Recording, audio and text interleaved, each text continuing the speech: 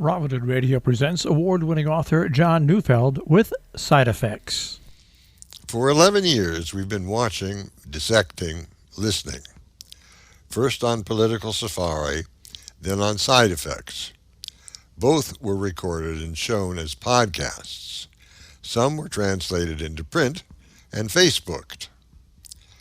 Initially, we wanted only to look into, expose, and counsel.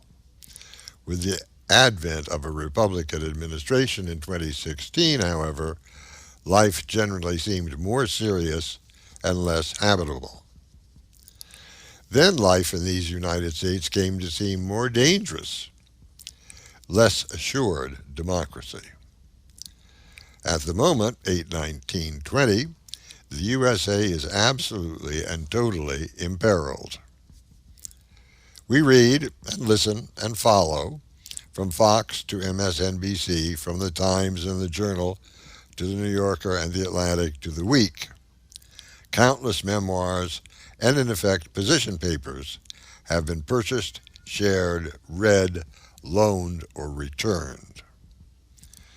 What has puzzled us more than any other singular or recurrent event is the willingness of all kinds of people and voters to legislate against their own best interests. Here is our final bottom line. We suspect that that's going to be what happens again this November. Bamboozled by a president without shame or honest data, the American voter is likely to decide that in the end things could be worse. Of course they could. Most directly, we've already seen how. We are well on our way to becoming Venezuela, something that used to be laughable, but now is probable and fatal. There is little purpose in detailing or listing the Trumpian book of lies. Key words or phrases from attitudes and actions that, once discovered and criticized, even today are still part of an active scene of degradation and pain, unfairness and poverty, injustice and racism. Trump's worst instincts and America's short memory allow terrible things to continue, as though a base running under a recitativo. Children at the border, internal surveillances and attacks by our own armed forces on our neighbors and veterans, a stock market, for those who can still afford to invest, that makes absolutely no sense, but who cares as long as it continues going up, teachers still buying classroom supplies, families being evicted into homelessness, 4-year-olds being shot casually at dusk. Remember when a nearly forgotten candidate promised he would have no time to play golf because he would be so busy helping our nation grow and flourish? The wonderful and equally terrifying thing about dear one's ideas are that, for however short a second they exist, he believes them. Carnival barker that he is, he's also able to entice bystanders into his tent to see his non-existent freak show.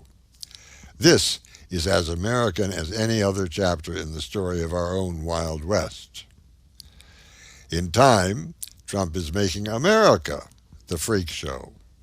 All in good fun, all in high spirits, all the target of the world's disdain.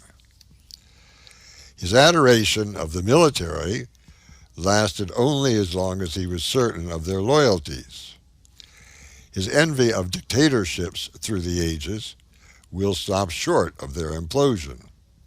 After all, he's so much smarter than anyone else that he can surely stop the music and grab a chair when he needs to.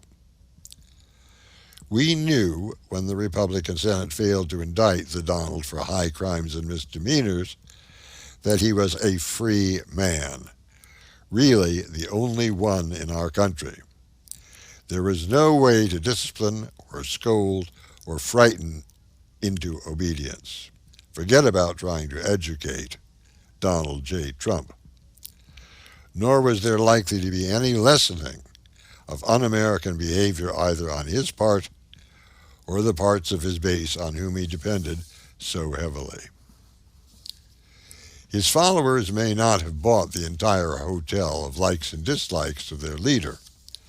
They never really believed, for example, that Trump might be unwittingly or wittingly treasonous. This was a scene too bizarre for most to envision. What American as devoted to liberty as Mr. Trump would ever even consider being made into a lapdog of a foreign strongman? One, apparently, our top banana. Not for money or position, but instead for fame. The single ambition of this truly bent personality was to be known by the entire world, to be the most famous American or Westerner ever. We think that aim has been achieved. True enough, his success has always depended on the failure of others. But because others have been unable to imagine the second and oft-noted Nero, they have also been unable to identify or even scope out his feints and dodges. He has almost no equal on his staff capable of sniffing weakness in others. Please note, we say almost no equal, yet we know he has lieutenants, elected and appointed, whose sense of smell of rot is just as strong as his. This talent does not, we are sad to say, exist in his base. Most are stunned into disbelief as we are. Again, please note, we say most. November 3rd, we are told, is likely to be the modern world's longest day. We're not giving up, just putting in 48 months' worth of bread, wine, and cheese, and hoping, as we have never done before, that we are wrong. I'm John Neufeld. All opinions on side effects are those of John Neufeld and do not represent necessarily the opinions of Robin Hood Radio, robinhoodradio.com, CATV6, or any of the employees, volunteers, or underwriters of Tri-State Public Communications.